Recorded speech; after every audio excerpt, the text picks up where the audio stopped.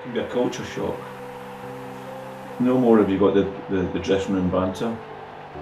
You've not got the adulation of the supporters. The telephone stops.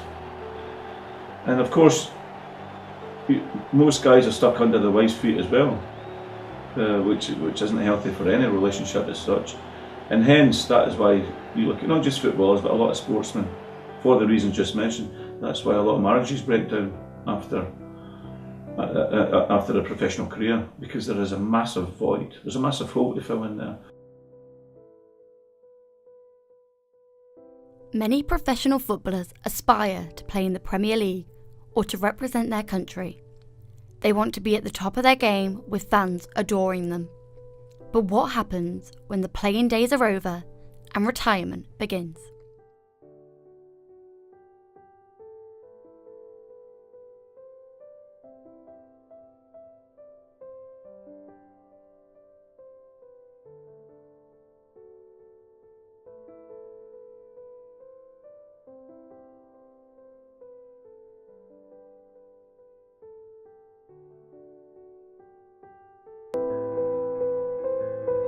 Many of your modern day footballers upon retiring will stay within football.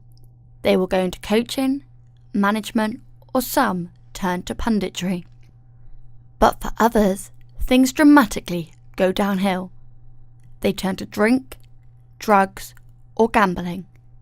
Ex-footballer Paul Gascoigne knows all about this.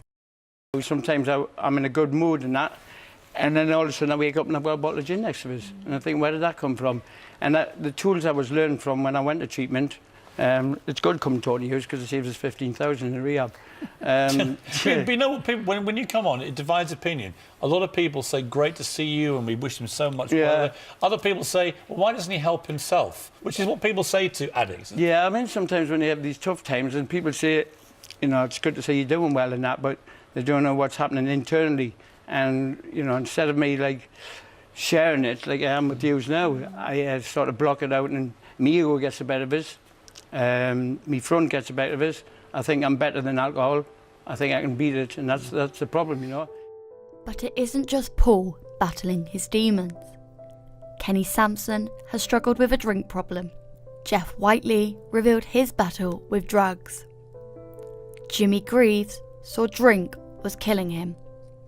And Chris Sutton was declared bankrupt.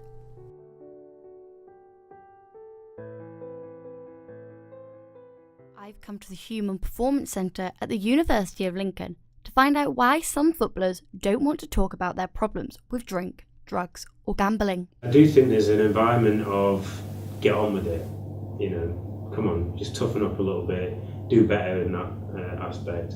Or if people start discussing issues or problems, you know, I don't want to hear about it. I'm your teammate, you know, talk to me about football. I don't want to hear if you're having a bad time. Or you might not want to go to, say, coaches and let them know at the time, oh, I'm actually struggling, say, with depression or anxiety or a gambling problem. Because in the past that might be, well, if you admit that, then you're out of the team. And it's very difficult to then get back into that. But it isn't just problems with drink, drugs or gambling. Many footballers will find it hard to come to terms with the fact they are retiring at such a young age. They might be in their early 30s when they retire at that point. You know, some of them won't have necessarily given it any thought in terms of what they're going to do after that. And if you think about it from a normal, or not a normal, but a different kind of occupation, you've got a lot of years to go until you say retired. So I think that becomes a very kind of scary realisation that actually I need to start doing something. Ex-professional footballer Andy Cousins played for Leeds United, Carlisle and Blackpool throughout his professional career. When he retired, he turned to becoming a lifestyle coach and personal trainer. He's now set up his own gym, Revive Wellness Spa. Andy knew there were many reasons why he had to retire. A little bit of lots of different things really. One was injury. One was maybe wrong place, wrong time. I was injured at the end of the season at Blackpool, and my contract was up as well at the same time. They weren't offering any more contracts out to anybody who was at Blackpool at that time. So anybody who was up was released. Doesn't matter who you were. Leaving football at such a young age seemed a daunting task for Andy. 26, something like that, you're there on the dole basically looking to try and get into something new, and you're still quite young and luckily to be able to get into something, but that's quite a hard decision to make for kind of that age, because it's possibly for the rest of your life really. Phil Stant, unlike many modern day footballers, had a different career before football. He served in the army, fighting in the Falklands War. He left the army to start playing football at the relatively late age of 24. When it comes to retiring from the sport, he knows this can be a worry for many players. I think when you're getting towards the end of the career, you know it yourself. You hear stories of players saying, "Oh, I could play for another 2 or 3 years." No, you can't. There comes to a point where your body tells you it's time, and then obviously circumstances might dictate. Like in my instance, I was a player one day, and then because of the structural changes, I was suddenly assistant manager, coach, and then eventually manager. So it was just a steady transition for me. But for some players, it's a knock on the door, the manager's door, and saying your contract's not going to be renewed. So it's a very difficult and unsettling time, because when that paycheck stops coming in every month, it can be quite worrying. A lot of education now is put into the young players. So there's a very good structured education and welfare system for the youth players, from under 9s all the way through to under 23s, with regards to dealing with alcohol, for instance, drug abuse. There's regular workshops, regular visits by speakers. The clubs work so hard in trying to get that message across to players, and unfortunately you will get one or two that go off the rails, but for the majority, the work that is done within the clubs now is absolutely fantastic.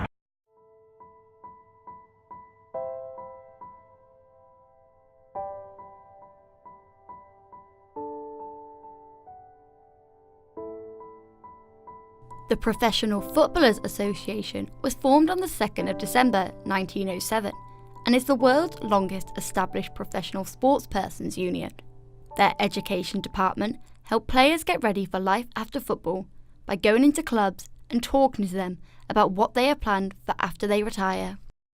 The way the union has grown in line with how football has grown, we have far more staff on the ground, we have far more staff visiting clubs and engaging with players every day of the week, and it's just through continual contact, urging them and encouraging them to access the support mechanisms that we have, that they will give themselves the best possible chance of a positive future. I've said it many times, on becoming a professional footballer at some point in the future, you will become an ex-professional footballer. So by speaking to young players as soon as possible, as at the very start of their career, then you try and get through to them. Of course, they're young men, they want to be footballers, so sometimes it doesn't always go in, but through repeated contact and exchanges with them, we try and advocate having a plan, gaining further qualifications, and looking towards the future, because based on statistics and the average length of a professional career, which is probably just short of 8 years, the majority of their working life is spent away from football.